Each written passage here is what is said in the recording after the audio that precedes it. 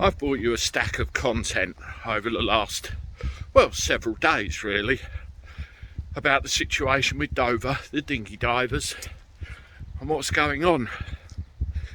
And I saw a piece of news today regarding the tragic sinking of that dinghy where 27 people so far have lost their lives.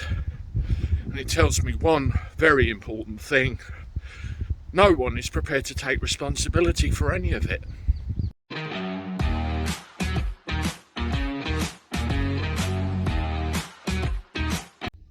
How do everyone? Welcome back to the channel from Monday. Hope you're all doing all right. As you can probably see from the background of my video piece here, I certainly am. I'm back where I belong. I'll tell you about that in another piece in a little while. I'm still getting over the shock. Anyway, speaking of shock, speaking of cold water, speaking of taking responsibility, let's have a look at this dinghy diver situation again. We had the story the other day of this one that sunk while trying to cross the channel to get here, and apparently when it started losing air, the current pushed it back towards the French. And I brought you the story about one of the survivors on board who wanted to get here to help pay for his sister's medical expenses. Think of that how you may.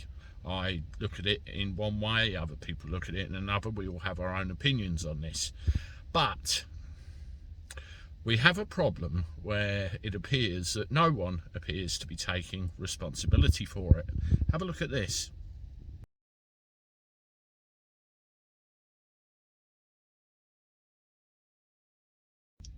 Two survivors of this tragedy so far, apparently, and they both give a similar story.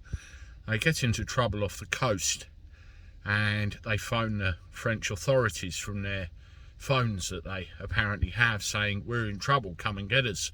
The French turn around and say, "Give us your location," which they do. And they say, "Oh, you're in British territorial waters, we can't help you. Phone the British."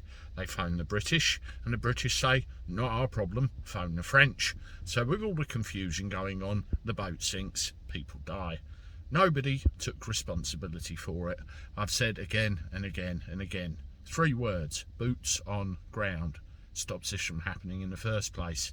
Something needs to be done. Something needs to be looked at to get this stopped. It's a obviously multi-million-pound trade going on, and it needs stopping. Only then will you buy yourself the time to find the people responsible and put a stop to it altogether. Let me know what you think in the comments below, but I think it's all pretty despicable, and it goes on and on and on. Toodaloo.